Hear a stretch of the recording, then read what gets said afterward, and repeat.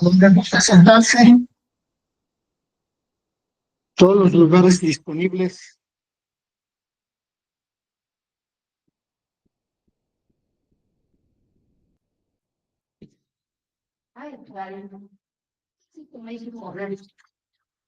¿Por qué? Porque decía, "Ay, me encanta".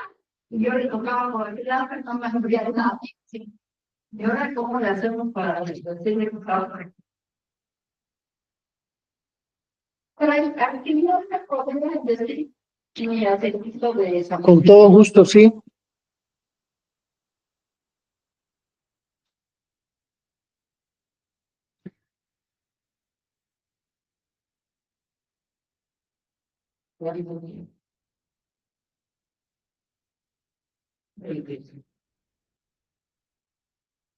¿En dónde se quedó esperando? Pues,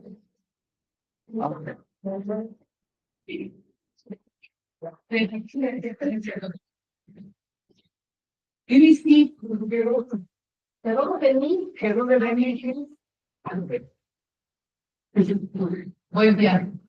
Bienvenida. No, nada que tenga harina de trigo. Entonces no lo vamos. Es que es para diabéticos, pero no. Me niego a comer pan. Pero tiene gluten. Pero comer nada más sí, nada con mucho. Era mi médico. Ay, para nos hace sufrir. Y luego te digo, viste que es difícil. Que no te lo pago, es un día, de marcar y pero ya vamos aquí. Perfecto. ¿Ya podemos empezar? En el nombre del Padre, del Hijo, del Espíritu Santo. Amén. Dios te salve María, llena de gracia, el Señor está contigo. Bendita eres entre todas las mujeres y bendito el fruto de tu vientre, Jesús. Madre de Dios, ruega por nosotros los pecadores, ahora y en la hora de nuestra muerte. Amén. María, Madre de gracia, Madre de misericordia. En el nombre del Padre, del Hijo, del Espíritu Santo. Bueno, vamos a retomar estas clases porque por allá en octubre, noviembre las habíamos empezado a dar, aunque había sido en la noche. Pero hoy estamos aquí de 10 a 12 en este horario de los miércoles. Tendremos que interrumpir estas clases ahora en Semana Santa y después en Pascua. No vamos a tener clase esos 2 miércoles, o 3 más bien, el de Semana Santa, el de la Semana de Pascua y el miércoles siguiente, porque yo tengo una reunión en Guadalajara con los frailes. Entonces no vamos a tener esas 3 reuniones. Pero por lo pronto empezamos con este tema de la Virgen María en el Antiguo Testamento. ¿Qué es lo que dice el Antiguo Testamento acerca de la Virgen Santísima? Pues tenemos 3 textos clásicos que son los que vamos a estudiar, pero también hay otros textos del Antiguo Testamento en donde se habla de la Virgen Santísima. Los textos más importantes, más renombrados, son el del Génesis, capítulo 3, verso 15, el del profeta Isaías, capítulo 7, versos del 1 al 17, el libro de Miqueas, capítulo 5, versos 2 y 3, y tenemos otros, por ejemplo, el de Jeremías capítulo 31, verso 22, y también el Salmo 45, en donde se habla de la reina sentada a la derecha del trono del rey. Pues esos son los textos que vamos a estudiar en esta ocasión, todos ellos del Antiguo Testamento. Entonces comenzamos con el más antiguo, el del Génesis, capítulo 3, verso 15.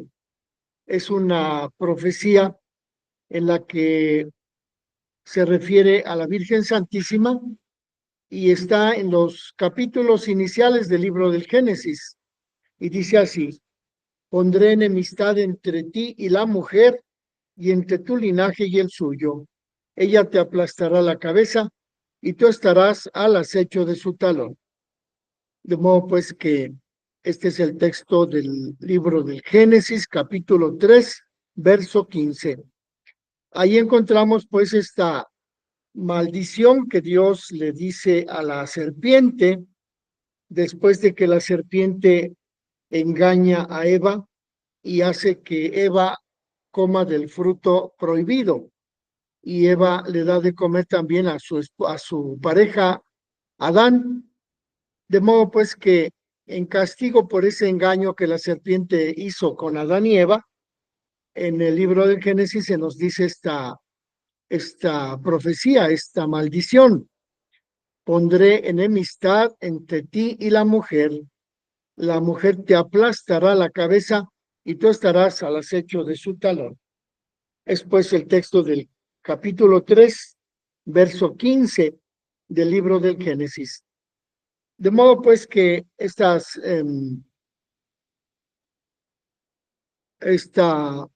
referencia a la Virgen Santísima en el libro del Génesis se refiere a un documento en donde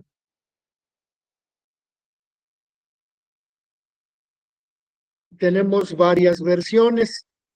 Una versión del libro de los 70 y otra versión de Aquila y Símaco. Aquila y Símaco son dos autores sirios de documento, pero aquí lo más importante es que debemos ver que el verbo aplastar y el verbo estar al acecho son los dos verbos que prevalecen en este documento. En el libro de los que se tradujo la Biblia al latín, se emplea el verbo aplastar la cabeza de la serpiente. Y el castigo infligido a la serpiente están expresadas por ese mismo verbo, que será aplastada su cabeza por la descendencia de la mujer. Y este aplastarle la cabeza de la serpiente por parte de la descendencia de la mujer es un acontecimiento que provocará la muerte de la serpiente. En cambio, la herida que causará la serpiente en el talón de la mujer no será mortal, ya que esa mordida que dará la serpiente será en el talón. Es un sitio, no es vital para la vida, no es un lugar en donde se cause la muerte. De modo pues que aquí el verbo aplastar se refiere a la cabeza de la serpiente, y el verbo morder está en relación con el talón de la descendencia de la mujer. El segundo punto importante de este documento es que el agente que va a infligir, a hacer la herida mortal en la serpiente, sabemos que la gente que va a hacer aplastar la cabeza de la serpiente es la descendencia de la mujer. Entonces, pues,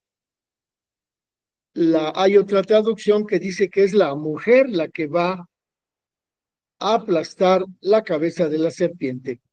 ¿Y cuál es la diferencia entre la descendencia que va a aplastar la cabeza o la propia mujer que va a hacer esa acción de aplastar la cabeza? Pues la versión de que es la descendencia, pues debemos referirla necesariamente a Cristo, porque Cristo es la descendencia de la mujer que es a la que se refiere en la Biblia. Y de modo pues que ya desde el Génesis encontramos la participación de la Virgen María en la victoria que se le ocasionará por aplastarle la cabeza a la serpiente. Dado que se admite que el juicio divino se dirige no tanto a la serpiente como contra el causante del pecado, la descendencia de la serpiente hace referencia a los aquellos cuyo padre es el diablo, los hijos del mal, según San Agustín. Puede darse la tentación de comprender que la descendencia de la mujer es un grupo de personas, abarcando a todos los que han nacido de Dios, pero descendencia no solo puede referirse a una persona, sino que generalmente tiene el significado de un grupo. La palabra descendencia, tal como aparece en las promesas a los patriarcas, a Abraham y a su descendencia fueron hechas las promesas, de modo que a la descendencia de la Virgen, que es Cristo, se refiere esta profecía. Finalmente, la expresión la mujer en la frase pondré enemistad entre ti y la mujer es una traducción del texto hebreo. Establece que es un rasgo particular del idioma hebreo usar el artículo para indicar una persona o un sujeto desconocido o que todavía está por describir con claridad, pero ya se encuentra presente y debe considerarse que la autora de ese aplastamiento de la serpiente está representado por la mujer en la que va a poner Dios la enemistad entre la serpiente y la mujer. Por tanto, la profecía promete a una mujer que será la enemiga de la serpiente en un grado sobresaliente, será la que aplaste la cabeza de la serpiente. Y también la misma mujer saldrá vencedora sobre el demonio, al menos a través de su hijo. La victoria del hijo está subrayada por la frase que dice que en castigo la serpiente comerá polvo de la tierra. Es una antigua expresión que significa la máxima humillación. Es decir, que la serpiente, al tener que comer polvo, está destinada a ser vencida por el Hijo de la Virgen Santísima, que es la descendencia, que va a aplastarle la cabeza. Bueno, pues esta es la primera explicación que tenemos acerca del libro de Génesis, capítulo 3, verso 15. No sé si tengan alguna pregunta.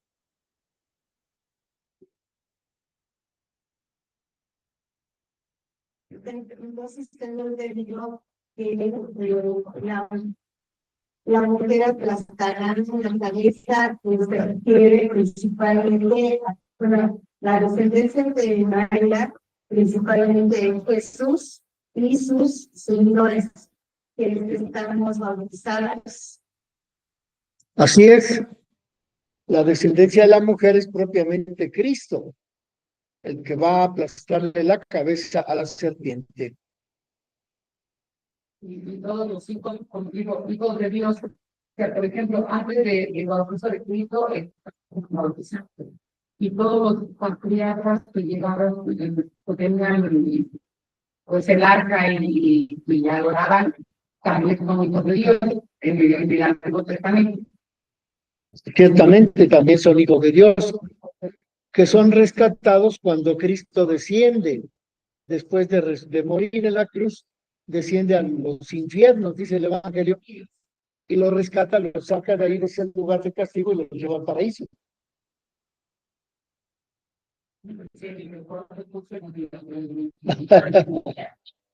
¿Alguna otra pregunta?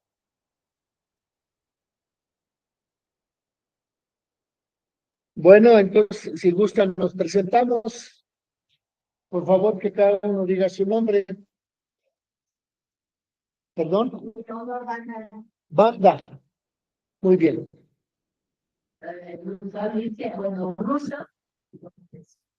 Luza Robles. Albina García.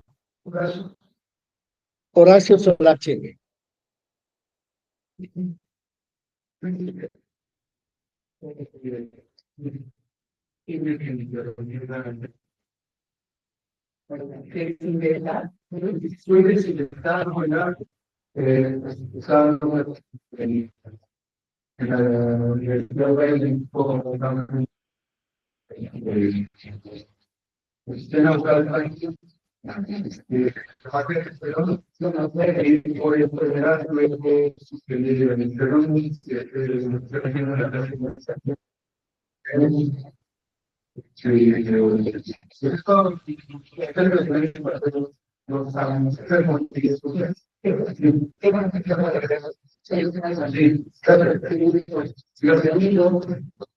Bueno, entonces hemos explicado el primer texto del Antiguo Testamento que se refiere a la Virgen María, que es el capítulo 3, verso 15 del libro del Génesis.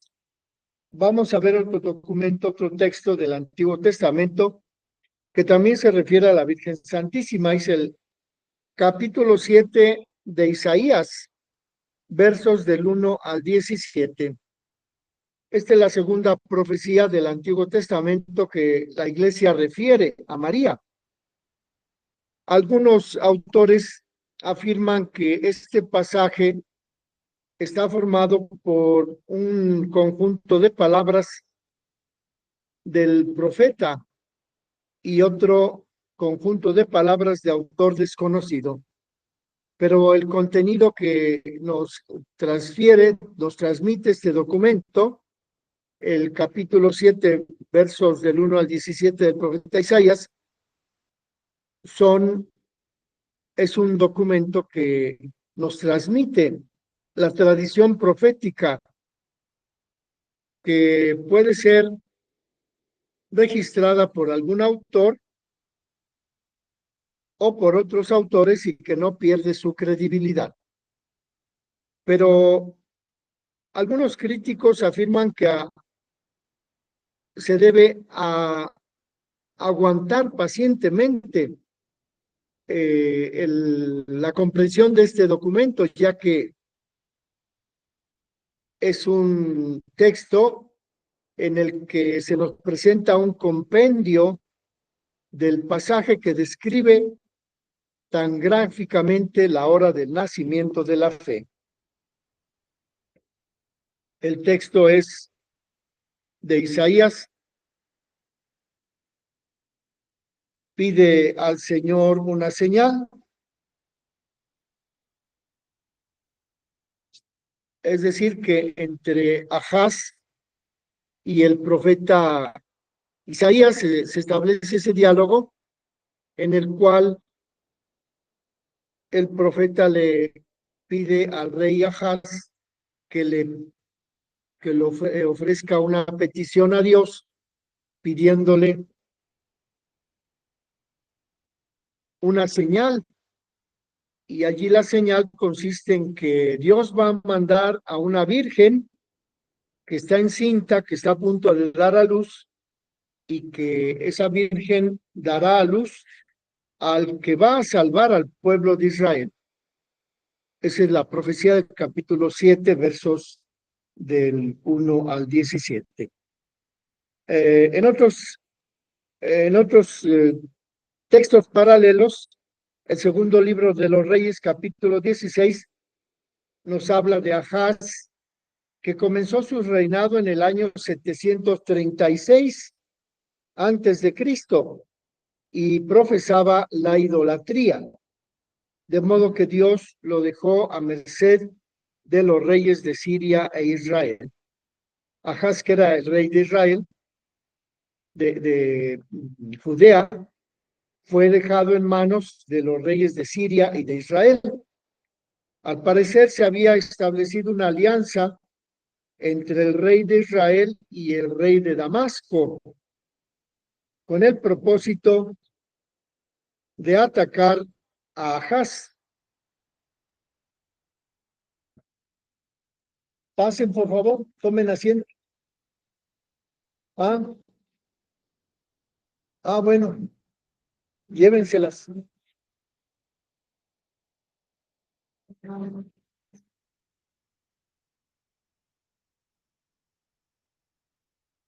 Aquí es el nombre de Emanuel. Sí, Es el de la ya. de Isaías. Pase, por favor.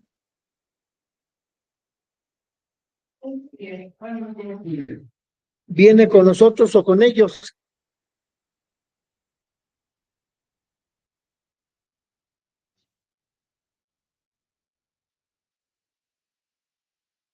Bueno, entonces estamos viendo este libro, este texto de Isaías, capítulo 7, versos del 1 al 17, en donde el rey Ahaz, que profesaba la idolatría, se encuentra con que lo atacan el rey de Siria y el rey de Israel, siendo que Ahaz era rey de Judea. De modo pues que Ahaz, partidario de los asirios, no se unió a la coalición, y los aliados, es decir, Siria e Israel, invaden el territorio de Ahaz con la intención de sustituir a Ahaz por un gobernante a modo, un cierto hijo de Tabeel. Mientras Racim estaba ocupado en reconquistar la ciudad de Elat, Pekaj procedió en solitario contra Judá, pero no pudieron prevalecer. Una vez que Elat cayó, Racim unió sus fuerzas a las de Pekaj y tembló su corazón.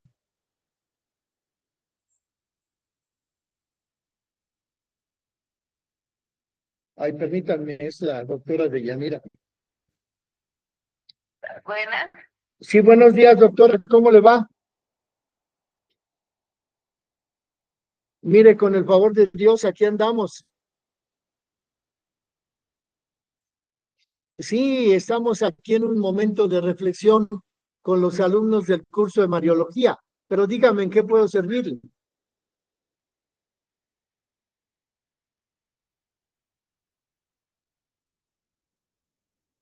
¿En dónde va a ser?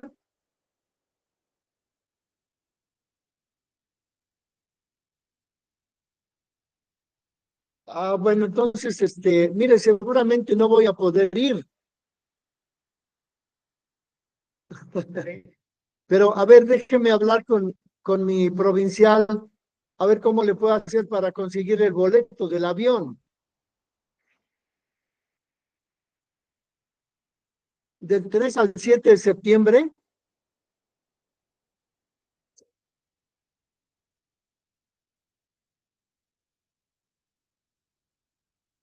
Ah, sí, por favor, a mi correo electrónico. Es centro-mariano.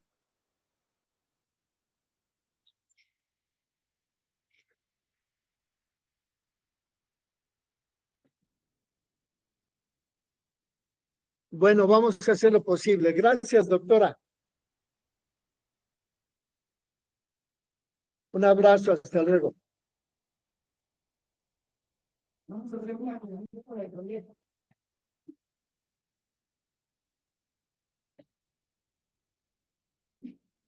Bueno, entonces estamos viendo que el rey de Judea tiene que enfrentar la violencia de esos dos pueblos que se le unen. Uno era los propios hermanos de, eh, sí, ¿cómo se llama?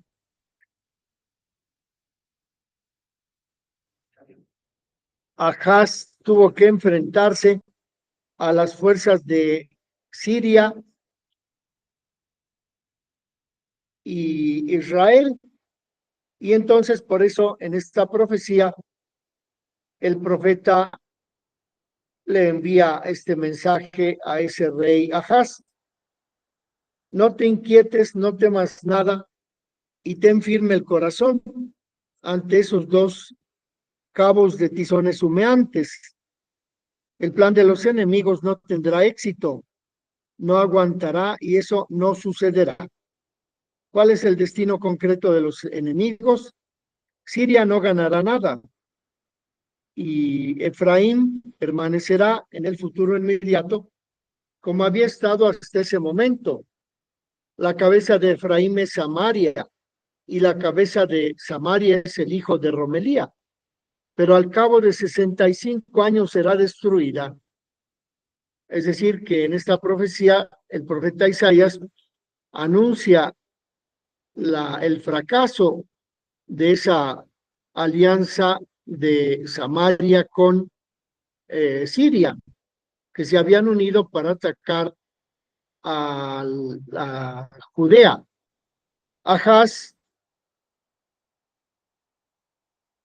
que había depositado su confianza en una alianza con Asiria, recibe ese mensaje de parte del profeta Isaías y la prueba de fe que le pide el profeta al rey Ahaz, pide al Señor tu Dios una señal. Ahaz responde, no la pediré, no tentaré al Señor, rechazando así declarar su fe en Dios de Israel y prefiriendo la política del pueblo asirio. El rey prefiere a Siria a Dios y Asiria vendrá sobre él. Hará venir el Señor sobre ti, sobre tu pueblo y sobre la casa de tu padre, días como nunca se vieron venir desde que Efraín se separó de Judea y se unió con los asirios. La casa de David había ofendido no solo a los hombres, sino también a Dios con su incredulidad. Por eso la casa de David no continuará y por una ironía será destruida por aquellas mismas gentes a las que prefirió unirse antes de esperar en Dios. Sin embargo, las profecías mesiánicas hechas por Isaías al santo rey David no pueden quedar sin realizarse. El Señor mismo les dará una señal. He aquí que una virgen concebirá y dará a luz un hijo, y será llamado Emmanuel. Se alimentará de mantequilla y miel, hasta que sepa desechar lo bueno y elegir lo malo. Pues antes que el niño sepa desechar lo malo y elegir lo bueno, la tierra por la cual tienes miedo de esos dos reyes será devastada. Dejando de lado una serie de preguntas con la explicación de la profecía, debemos limitarnos aquí a la prueba evidente de que la Virgen mencionada por el profeta es María, la Madre de Cristo. La argumentación se basa en las promesas de que la Virgen mencionada por el profeta es la madre del Emmanuel, y que el Emmanuel es Cristo. La relación de la Virgen con Emmanuel está expresamente representada por las palabras inspiradas, que dicen que la identidad de Emmanuel describe al propio Jesucristo. La relación de Emmanuel con la señal divina que iba a ser concedida a Ahaz nos predispone a ver en la criatura a alguien más que un niño corriente. En el profeta Isaías 8:8 le atribuye la propiedad de la tierra de Judá, y tendiendo sus brazos cubrirán toda su tierra, oh Emmanuel. En el capítulo 9, verso 6 de Isaías se dice que el gobierno de la casa de David descansa sobre sus hombros, y lo describe como poseedor de cualidades superiores a las cualidades humanas. Nos ha nacido un niño, nos ha sido dado un hijo, que tiene sobre su hombro la soberanía y que se llamará Consejero, Dios fuerte, Padre sempiterno, Príncipe de la paz. Eso es lo que dice el profeta Isaías en el capítulo 9, verso 6. Finalmente el profeta llama a Emmanuel la vara del tronco de Jesé, es decir, Jesé es el papá de David, por tanto, Emmanuel es un descendiente de David, de la rama de Jesé. Jesé era el papá de David, por tanto, ese Emmanuel está agraciado con el Espíritu del Señor, espíritu de sabiduría, espíritu de inteligencia, espíritu de consejo y de fortaleza, espíritu de entendimiento y de temor de Dios. La venida de este Emmanuel irá seguida de los signos generales de la era mesiánica, y los signos que queden del pueblo escogido serán los hijos que queden del pueblo, serán de nuevo el nuevo pueblo de Dios.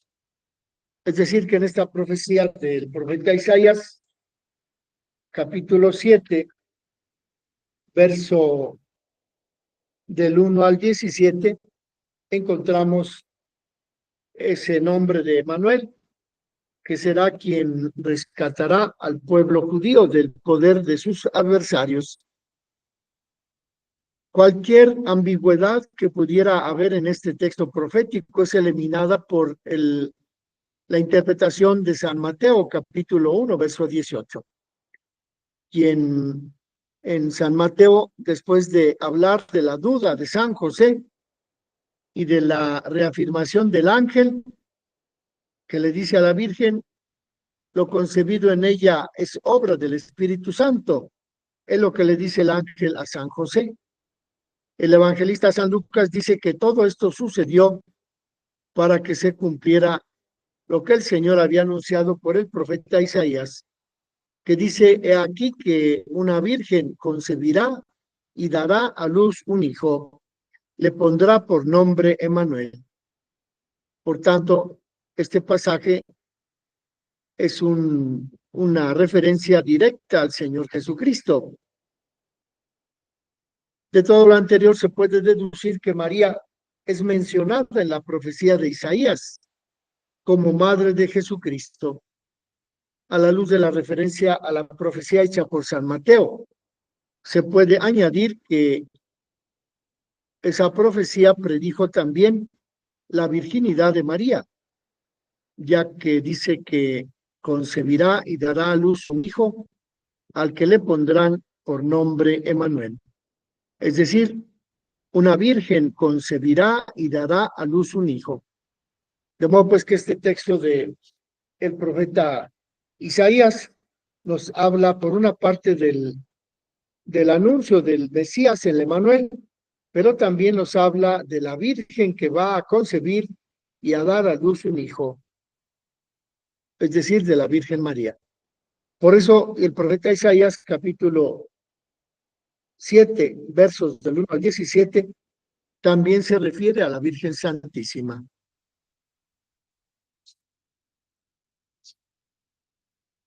¿Alguna pregunta hasta aquí?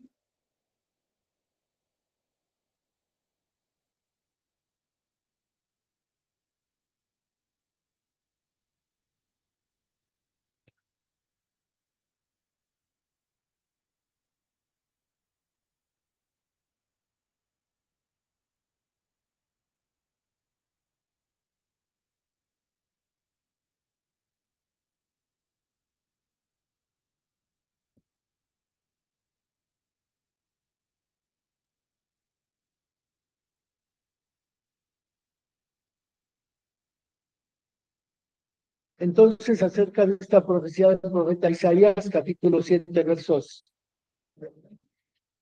Ajá. El anuncio de que el Emmanuel va a liberar al pueblo judío de la opresión de los enemigos que están acechando para hacerle la guerra. Y allí se anuncia que ese Emmanuel va a nacer de una virgen. Por ello, este texto también es una referencia en el Antiguo Testamento a la Virgen María. Bueno, vamos a continuar con el siguiente texto, que es el del profeta Miqueas. En el capítulo 5, versos del 2 al 3. ¿Qué dice el profeta Miqueas? Es la tercera profecía del Antiguo Testamento referente a la Virgen Santísima, que dice así: y tú, Belén de Judá, pequeña para ser contada entre las familias de Judá, de ti saldrá quien gobernará a Israel, cuyos orígenes vienen desde el comienzo de los días, desde la eternidad.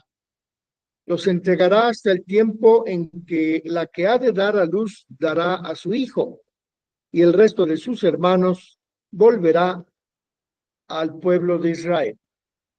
De modo pues que aquí está la profecía del profeta Miqueas, que se refiere a Belén, el pueblo en donde va a nacer el hijo de el Salvador de Israel.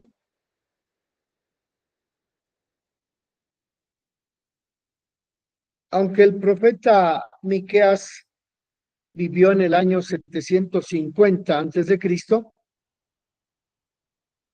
fue contemporáneo del profeta Isaías y su actividad comenzó un poco más tarde que la actividad del profeta Isaías.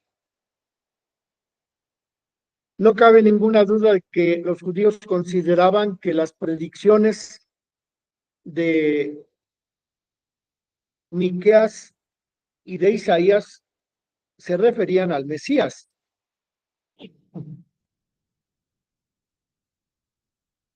Ya que, según San Mateo, capítulo 2, verso 6, cuando Herodes preguntó a los sumos sacerdotes dónde iban a ser el Mesías, los sumos sacerdotes y los escribas le dijeron a Herodes: y tú, Belén, tierra de Judá,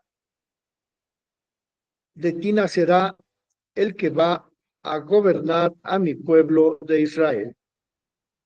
De modo que ahí en San Mateo capítulo 2, verso 6, tenemos la confirmación de que el Mesías nacerá en Belén de Judá.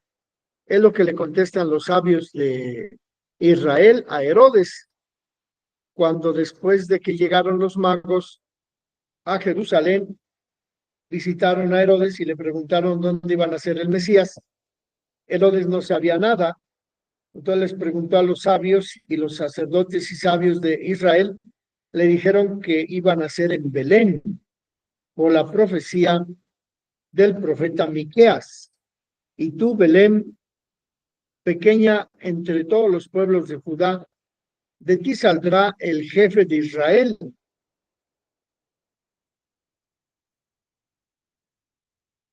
De modo pues que aquí tenemos la confirmación en el libro de San Mateo, capítulo 2, verso 6, de la profecía de Miqueas, capítulo 5, versos 2 y 3. En el libro del evangelista San Juan, la gente del pueblo de Jerusalén se reunía para la celebración de una fiesta y dice ese pueblo de Jerusalén. ¿No dice la escritura que del linaje de David y de la aldea de Belén ha de venir el Mesías? De modo pues que es un apoyo que tenemos en el texto de San Juan, capítulo 7, verso 42 de la profecía de Miqueas 5, capítulo 5, versos 2 y 3. ¿No dice la escritura que del linaje de David y de la aldea de Belén, de donde era David, ha de venir el Mesías? De modo pues que afirmamos que es la aldea de Belén, en donde las Sagradas Escrituras se refieren al nacimiento del Mesías. Juan, ¿qué, perdón? Juan 7. Capítulo 7, verso 42.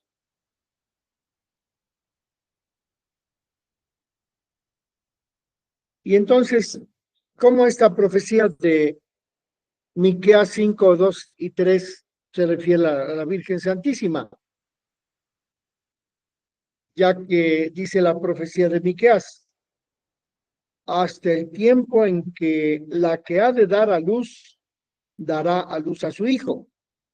Es cierto que la que ha de dar a luz, según algunos padres de la iglesia, se entiende la iglesia, o también se refiere a otras ciudades del Antiguo Testamento. Pero el pasaje debería decir así, hasta el tiempo en que la que es estéril dará a luz. Que el profeta se hubiera referido a cualquiera de los anteriores, a cualquier otro documento. Tampoco puede interpretarse como la que ha de dar a luz, aplicársela a la ciudad de Sión, porque Sión es el nombre de la montaña sobre la que está construida la ciudad de Jerusalén, y este texto no menciona a la ciudad de Sión.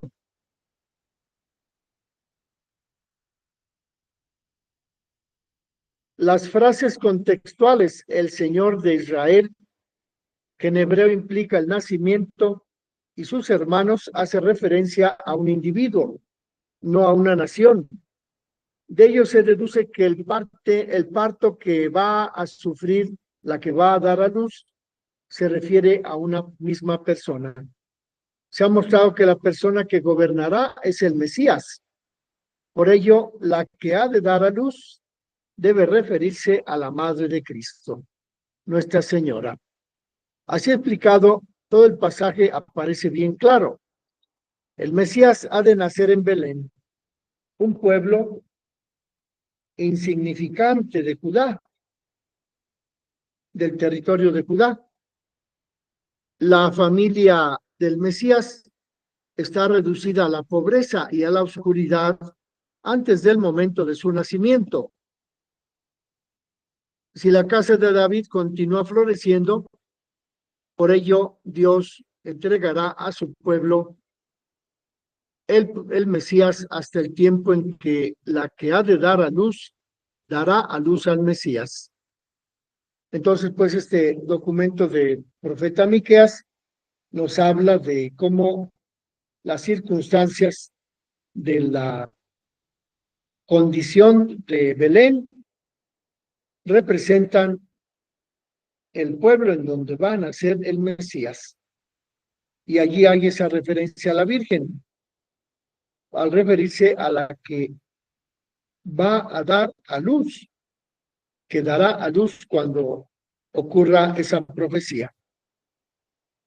Bueno, pues esa es la tercera profecía. La primera es la de Génesis 3:15, la segunda es la de Isaías 7:14 y la tercera es la de Miqueas capítulo 5, versos 2 y 3.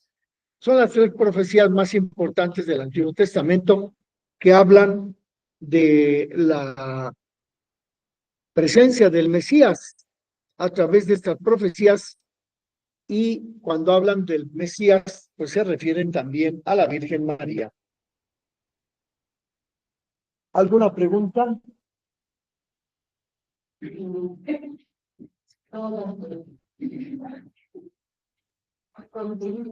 Va corriendo, ¿cómo? De aquí a no. Eso va a correr. Ah, ya me puse en un impedimento esta doctora. Me está invitando a ir a Roma al Congreso de Mariología, que será en septiembre.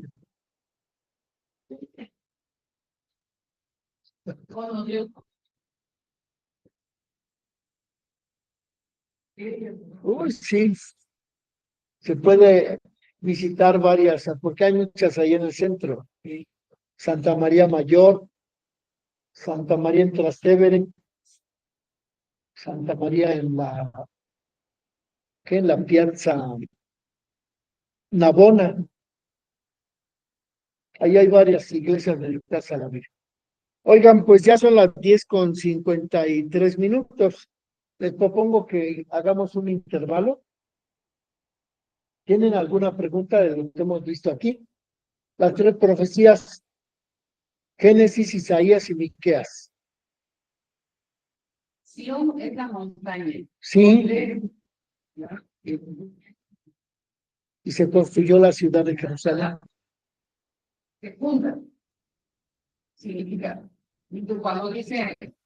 Pero ese es Belén Por eso, de Efratá. Belén no coincide con Jerusalén. Belén está en la parte de Judea, pero no es la misma ciudad de Belén, de Jerusalén. Pero quiero decir, Belén de Efratá. Ajá. La palabra Efratá es segunda. No, debe ser una referencia a los patriarcas, a las familias. A ver, ahorita lo vemos en el diccionario de la Biblia, porque ahorita no me acuerdo. Efratá, ¿qué significa Efratá? Supongo que es el título de una tribu o de una tradición, pero ahorita se les traigo, voy por el libro, por favor. Entonces tomamos 7, 8, 10 minutos. Por favor.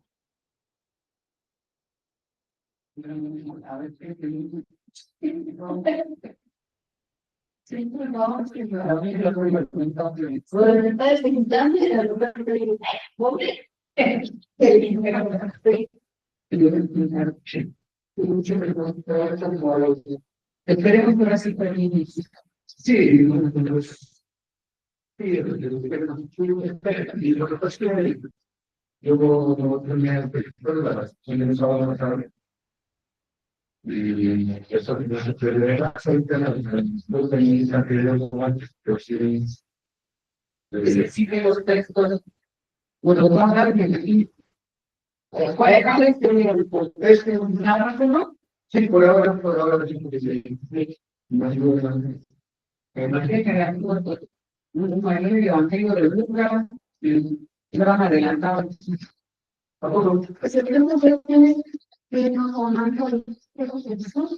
Yo lo que me pregunté en el 2010 por una cuestión muy clara, es que ligado con la acción del sábado de la sanción de la ley, el yo digo que se hiciera, había virtuales y en la gente está virtual. No puede vuelto. Por eso, porque aunque pedimos que ahora no es por sí, no, bueno, todo esto. No, porque pero no lo va a dar. No tiene que dar. Bueno, es que yo tengo muy derecho sí, pero sí es que tratar de seguir la Biblia y la reflexión. No, son medios.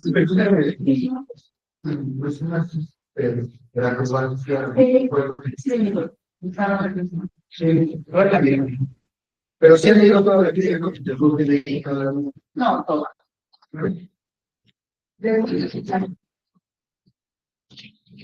Sí, ya tengo. Entonces,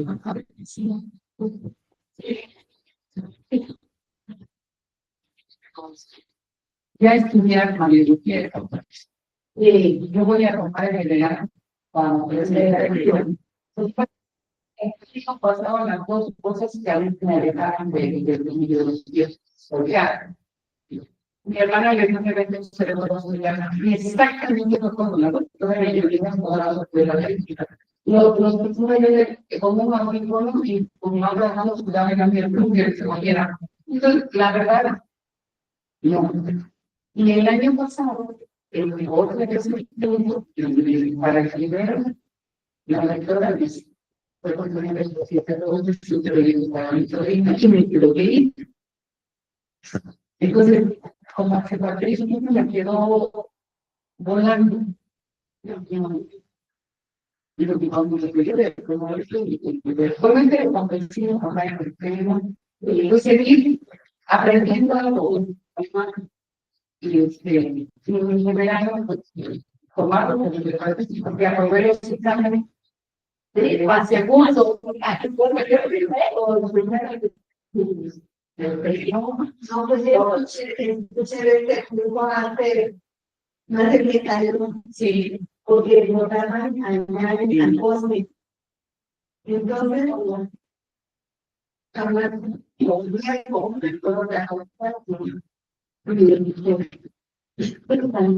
quedó sí, pero tenía un pico de la piel. Entonces, como esposo, dice, bueno, estamos acá un buen y el luego encuadramos.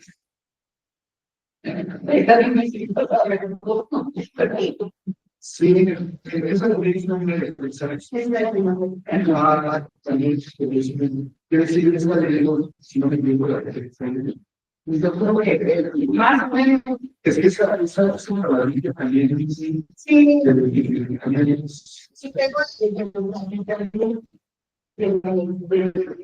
esta hablado de música en la escuela y una fiesta, pero yo tengo escuelas de sí, eso no se debe en el teléfono. Ay, el iPad no se no puedo.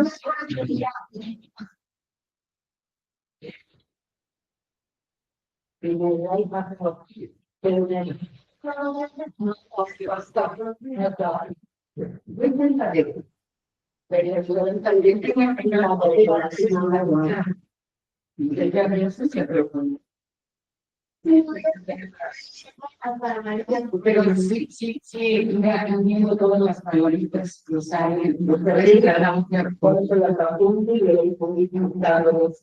Ya, algunos son diferentes,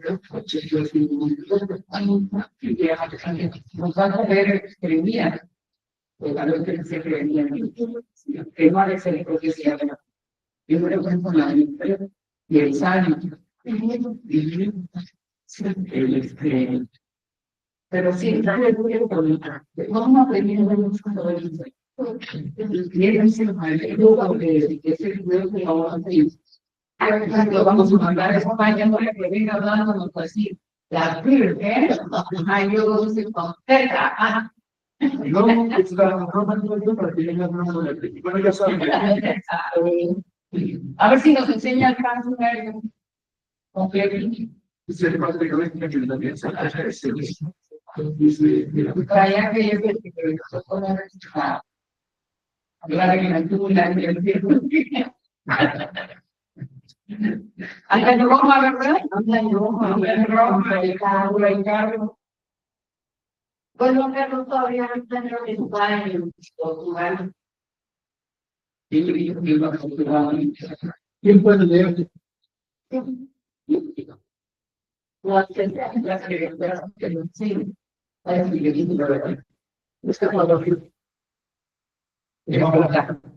Efrata, de Betleo, nombre de una canerítica que se estableció en Belén, la cual por eso es llamada en por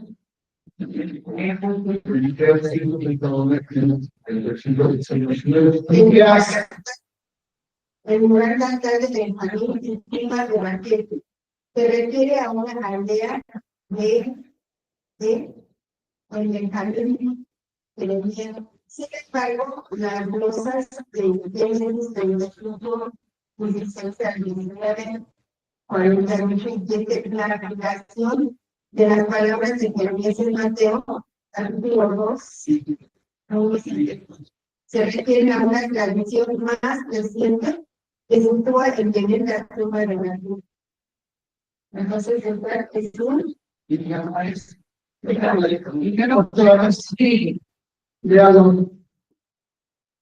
Efrata, nombre de una epíteto judaica que se estableció en Belén, la cual por eso es llamada en Génesis. El natal de Benjamín y tumba de Raquel se refiere a una aldea de en Benjamín. Sin embargo, las glosas de Génesis y la aplicación de las palabras de Jeremías de Mateo se refieren a una traducción más reciente que sitúa en Belén la prima de Raquel. Entonces la tradición antigua arranca desde que Raquel murió y la sepultaron.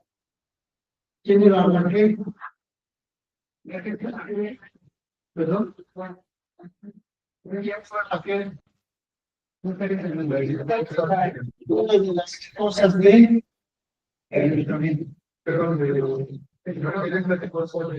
¿quién fue el patriarca de todas las tribus?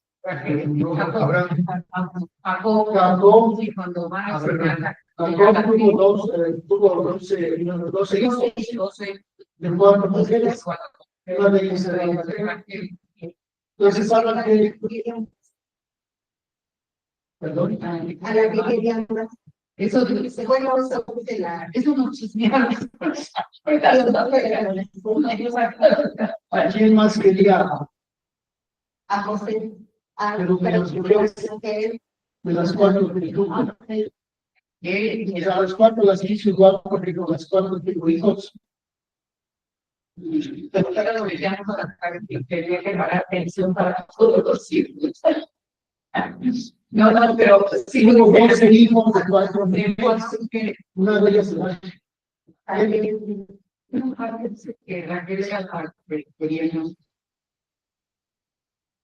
hay que buscar la escritura de porque así no debería.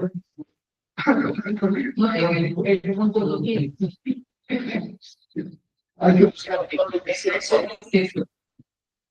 ¿Quién quería más a la iglesia? ¿Qué otra mujer quería? A las 4 mujeres que tiene. Y de los hijos, de los 12, el más pequeño. Pues sí. Pero los hermanos de la familia José, lo vendieron pues sí, y luego los de cuando vieron a vender. Bueno, pero ahí está la cuestión de que la tumba de Raquel da origen al título de la tribu de los que se acercaron al ¿cómo se llama? El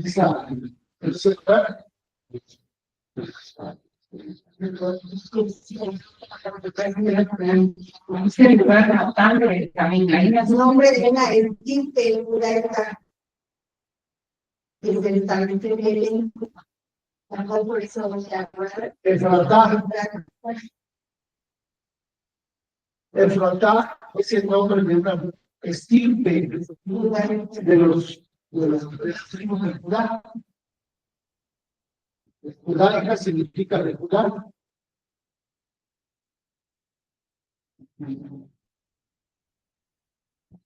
Y fue que se pareció el mundo. De modo que esa tribu judaica que se estableció en Efrata, se estableció desde que Raquel murió. Por eso la referencia a la tumba de Raquel. ¿Y desde cuándo murió Raquel? En la historia de los judíos. Siendo una breve recuerdo de la historia de los judíos. Dios llama a Abraham. Abraham llega a la tierra prometida. En la tierra prometida tienen todos sus hijos. Se van al exilio a Egipto, a Babilonia. Regresan a Babilonia. Luego se van a Egipto y regresan a Jerusalén. Y Raquel está situada en ese trayecto cuando Raquel fue esposa de Jacob. Entonces, los tres nombres de los patriarcas más antiguos son Abraham, Isaac, Jacob. Entonces, Abraham es como del siglo VII. Más antiguo, sí. Isaac le dijo que saliera de los secretarios de las que estaba en donde vivía Abraham, de donde lo sacó Dios, de la Babilonia, lo sacó y lo trajo a Israel a que se aceptara que tomara posesión de esa tierra, porque el Medio Oriente, especialmente el Medio Oriente, siempre el objetivo Medio Oriente, pero que digan cosas pero Abraham salió de Babilonia, de Caldea, a un lado de Babilonia, y se fue a establecer en Canaán, en Judea. Y después ahí lo deportan a Babilonia, regresan de Babilonia otra vez a Jerusalén, Canaán, y luego viene la deportación a Egipto, y después regresan a Egipto con Moisés. Entonces, todo ese trayecto para decir que Raquel fue esposa de Jacob y Jacob es el nieto de Abraham. O sea, la tercera generación después de que llaman al pueblo judío a formar parte de su pueblo. La tercera generación hablaba que sea con Jacob. Y a Jacob le sucedió a hacer desgracias y tristezas, porque fueron, se les acabó la comida en donde vivían y tuvieron que ir a Egipto y llegaron a tomar su hermano y José y el rostro del pueblo. Pasaron 400 años en Egipto y regresaron a la ciudad. Entonces, estamos hablando de 1300, 1400 años antes de Cristo. De cuando murió Raquel. Sí, bueno, me imagino que Raquel era la cuarta esposa, porque él también era el más pequeño. Seguramente. A ver, es que Raquel, la palabra de Raquel para los primeros debe estar ahí para saber quién era Raquel y cuál de todas las esposas fue.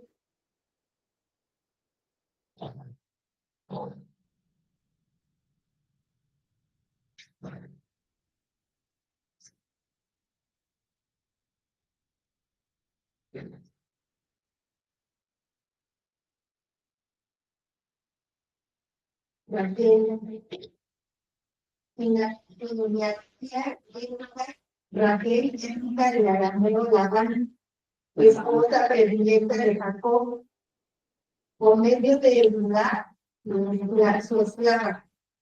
Fue madre de Dan y de Benjamín, pero luego ella misma fue madre de José y de Benjamín, en cuyo nacimiento murió. Fue enterrada en el camino de Bet-El a Efratá. Esta Efratá de Efesios 35:19 se ha identificado directamente con lo que el natural, es natural. Da testimonio de ello, que la tumba de Raquel estuviera en el territorio de Benjamín, debiendo ser buscada entre Ramá y Betel. La identificación de Génesis 35:19 se originó porque la región de Belén también se llamaba Efratá. La crítica histórica comprende las tribus de José, de Efraín y Manasés, y de Benjamín, donde el nombre de tribu de Raquel en contraposición con las tribus de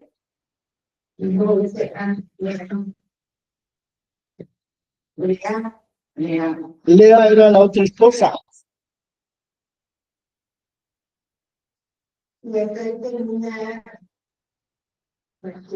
Entonces, eso de Efratá es el lugar donde, según esa tradición, fue sepultada Raquel, allá por 1400 años antes de Cristo, porque era esposa de Jacob.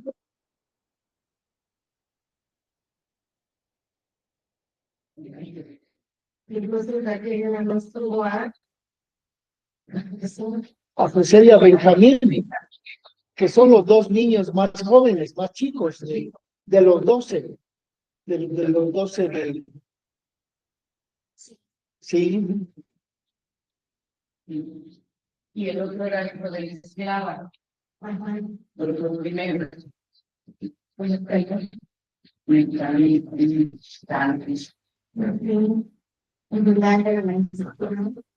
Bueno, ¿podemos continuar con esta lectura o...?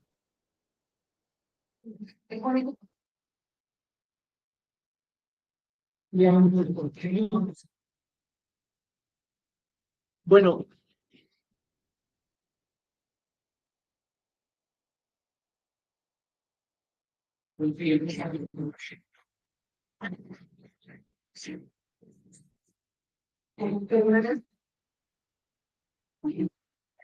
entonces, resumiendo, ¿qué cosa es Efratá?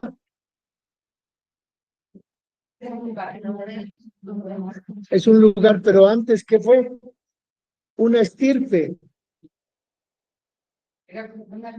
una tribu, por eso se llama Belén de Efratá, de la estirpe de esos fulanos que, según lo que acabamos de leer, eran también descendientes de Judá.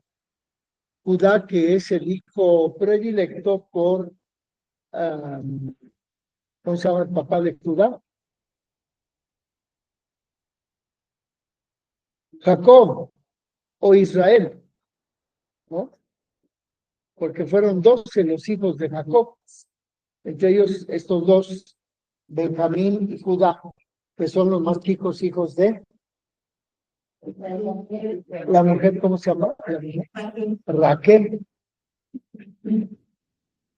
Bueno, entonces estamos describiendo por qué el tema de Efratá es importante aquí, porque nos remite a la tradición de la sepultura de Raquel en ese territorio.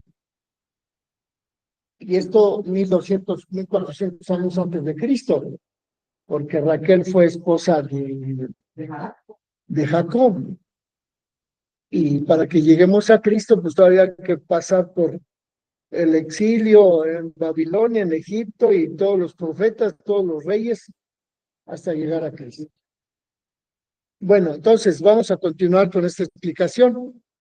Estamos viendo los textos en el Antiguo Testamento que hablan de la Virgen María. Ya hemos dicho que son 3 los más importantes: el Génesis 3:15, el Isaías 7:14 y el Miqueas 5:2. Esos 3 textos son los más importantes del Antiguo Testamento que hablan de la Virgen María al referirse al Mesías. Pero también tenemos el texto de Jeremías, Jeremías capítulo 31, verso 22. En esta profecía se nos dice que el Señor ha creado algo nuevo sobre la tierra.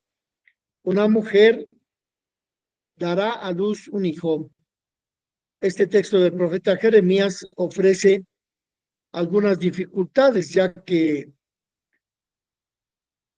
hay algunas malas interpretaciones. Pero según la Vulgata del texto hebreo de esta profecía de Jeremías 31, 22, dice que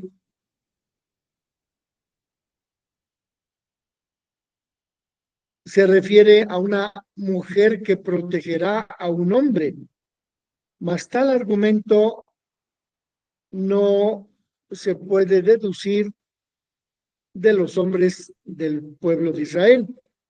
La explicación de que una mujer buscará a un hombre apenas está de acuerdo con el texto. Además, si vemos otra versión, una mujer se convertirá en un hombre.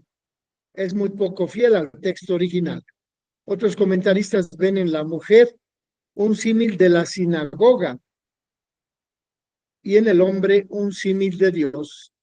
De modo que puede explicarse la profecía: Dios morará de nuevo en medio de la sinagoga o del pueblo de Israel.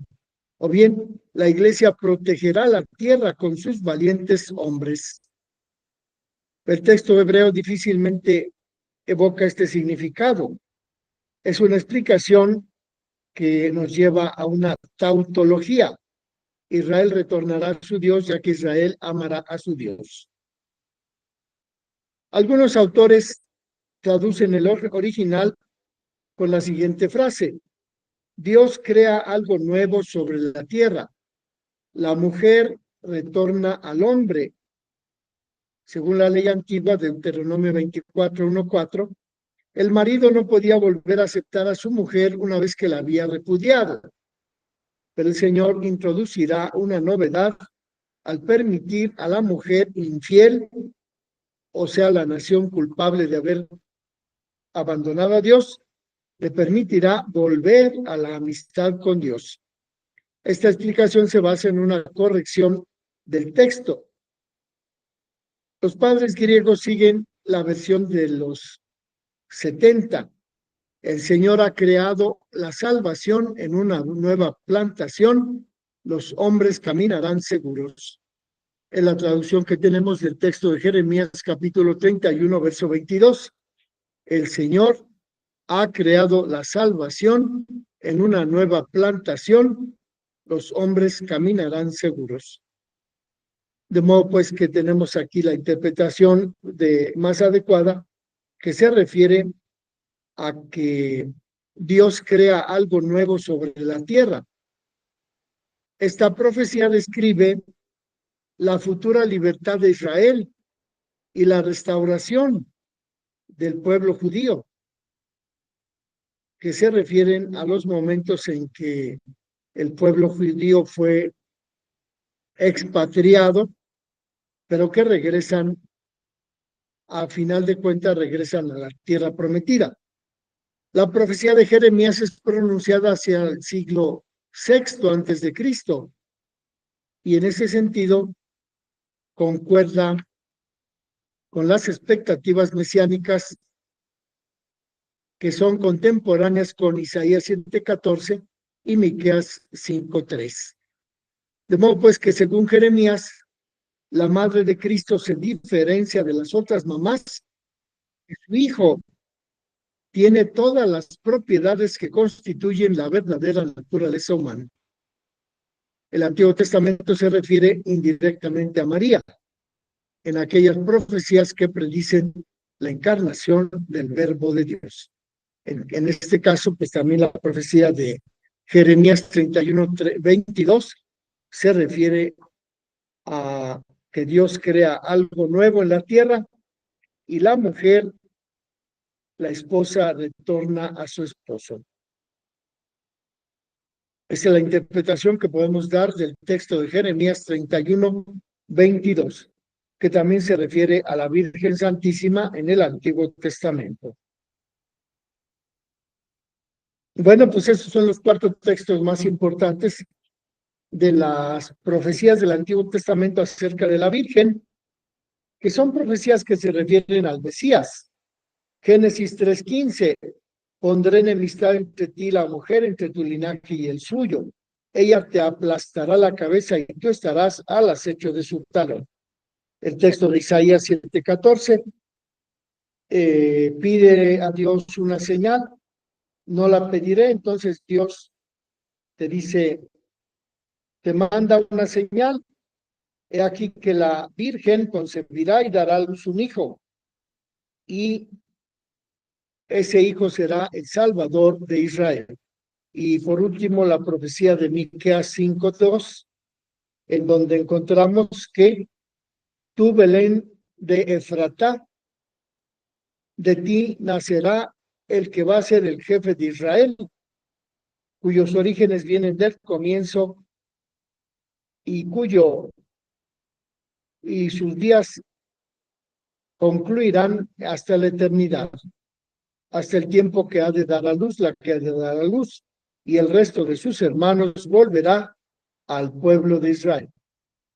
Son pues las profecías que hemos reseñado: Isaías 7:14, Jeremías 31:22, Miqueas 5:2, y por último la de Jeremías 31:22, que son los textos del Antiguo Testamento que nos permiten hacer referencia al Mesías y también a la Virgen Santísima, la madre del Mesías. Bueno, es lo que yo quería explicarles el día de hoy. Y para ello les traje unas copias.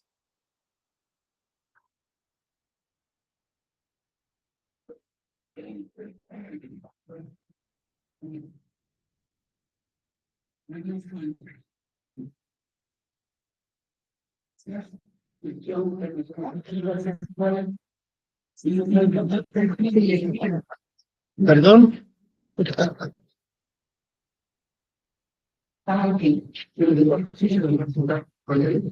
Bueno, gracias. Por favor. Bueno, alguna pregunta, un comentario. Sí, la palabra Efraín. O sea, cuando se habla de Efraín, en los textos se refiere a ¿Quién será Efraín? ¿quién será Efraín? Ahora de lo que sabemos, de lo que estamos hablando,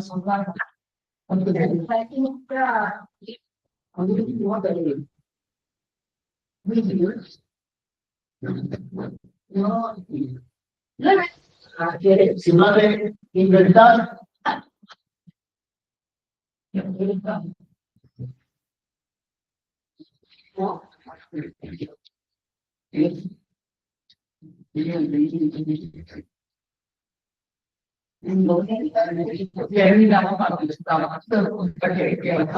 ver, lea usted.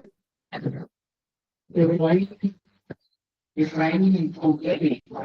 Ajá. En hebreo, Efraín, probablemente nombre propio de lugar o de región. Tribu israelita. El epónimo Efraín es el segundo hijo de José y Asenat en la genealogía judía. Génesis 48:48. ¿El segundo hijo de quién? De José. De José en el Antiguo Testamento. Está caracterizada junto con la tribu urbana de Manasés en la bendición de Jacob a José, Génesis 49, versículo 26, en la bendición por el Deuteronomio 33:17. Los 10,000 de él, los de Efraín, los nucleares de Manasés. Según los 2 censos de número, contaba Efraín 40,500. En 1:1 33 y 32 y 32.500 están en 17 hombres. Las equipos de Efraín se menciona el número. El Raimita, Josué y Tolemón es el sucesor de Moisés. Era de la Biblia en Patriarca. Para el hipócrita, Para el número 7, 22, 20, 27, el país se estableció en la parte minimalista central, al oeste del Jordán. Los montes de Efraín limita con Josué, aparece en Josué 16, 4, 10, el pueblo sobre el rumbo a la tribu hermana, o sea, era más grande. En Génesis 48, a los estados de la paz del norte, en la de los jueces, se mencionan sobre como León, de la tribu de Manasés, el jueces 7, 34, 8, 3, y la onda de Bajo Salomón formaba el